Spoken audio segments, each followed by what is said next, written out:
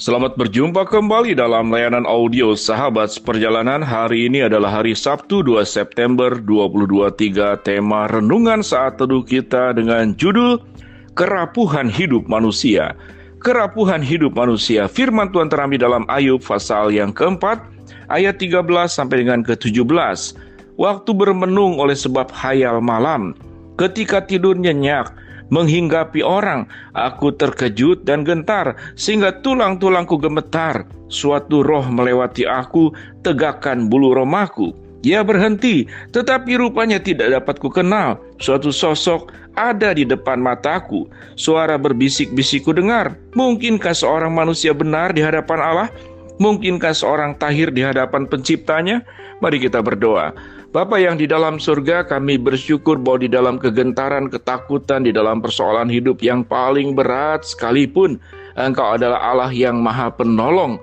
Biarlah kami boleh belajar di dalam pergumulan yang dialami oleh Ayub, dan kami pun mengalami pergumulan-pergumulan hidup, kami keluar sebagai pemenang. Dalam nama Tuhan Yesus kami berdoa. Amin. Shalom sahabat seperjalanan yang dikasihi Tuhan. Peristiwa daripada pergumulan Ayub mungkin tidak perlu kita bahas kembali, karena kita sudah berulang-ulang membicarakannya. Seluruh kesulitan, kesengsaraan, penderitaan yang dialami oleh Ayub, bagaimana harta bendanya hilang, anak-anaknya meninggal, dan seluruh masa depannya seakan-akan tertutup dan menjadi gelap.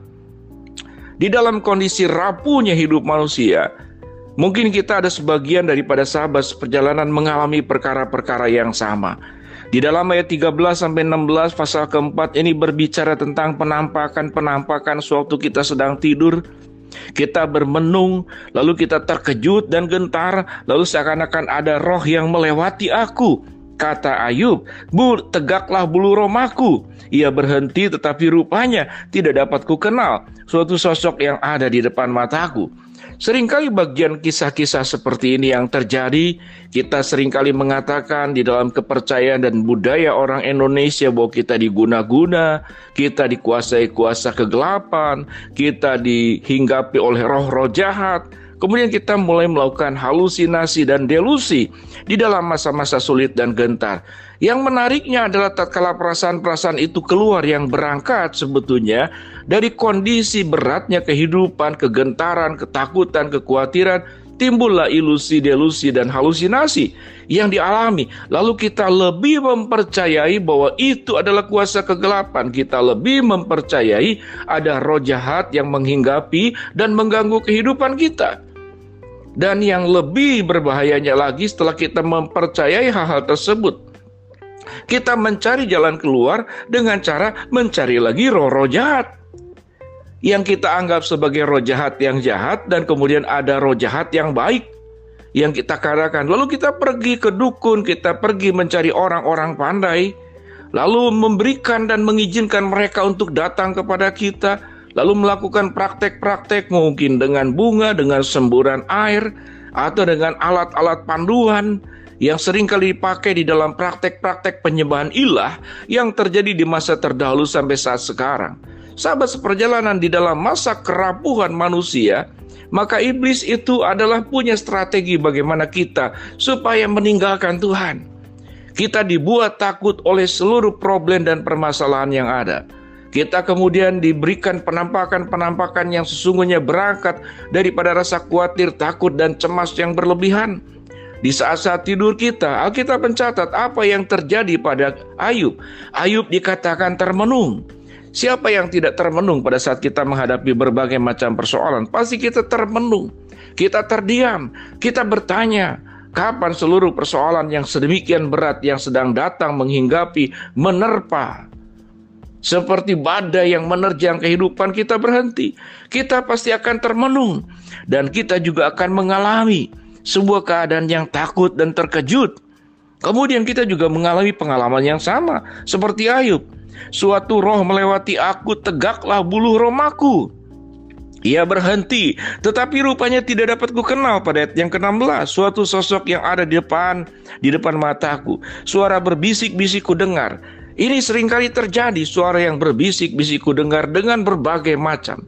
Apa yang terjadi adalah rasa ketakutan yang semakin luar biasa, rasa cemas dan khawatir yang semakin luar biasa. Sebagian orang mencari jalan, mengusir roh jahat, mengusir rasa takut, kecemasan, justru dengan mendatangi orang-orang yang kemudian menganggap dirinya sebagai orang pintar. Lalu kita mempercayai berbagai macam tahyul, berbagai macam strategi iblis untuk menghancurkan kehidupan kita. Bagaimana setan dan iblis datang di masa kerapuhan. Yang seharusnya yang kita lakukan adalah datang kepada Tuhan. Ayat 17 dikatakan, mungkinkah seorang manusia benar di hadapan Allah? Mungkinkah seorang itu tahir di hadapan Allah? Sesungguhnya hamba-hambanya tidak dipercayainya. Malaikat-malaikatnya pun didapatinya tersesat. Lebih-lebih lagi mereka yang diam dalam pondok tanah liat, yang dasarnya dalam debu, yang mati terpijat-pijat gegat. Ini adalah ekspresi dan gambaran tentang betapa rapuhnya manusia. Tatkala kita belajar kebenaran firman Allah setelah Ayub melewati masa-masa sulit sebagai manusia dan sangat manusiawi. Tatkala Ayub mengungkapkan segala penderitaan yang dialaminya. Namun kita menemukan janji Tuhan bahwa roh yang di dalam Tuhan itu lebih besar kuasanya yang ada di luar. Gangguan-gangguan dalam bentuk apapun yang menjadi sebuah strategi iblis itu bisa dipatahkan di dalam kuasa Tuhan Yesus dan dalam darahnya. Bukankah kitab Roma mengatakan, hai maut, di manakah sengatmu? Hai maut, di manakah kuasamu? Di dalam darah Kristus semuanya sudah dipatahkan. Di dalam kondisi seperti itulah kita perlu datang kepada Tuhan.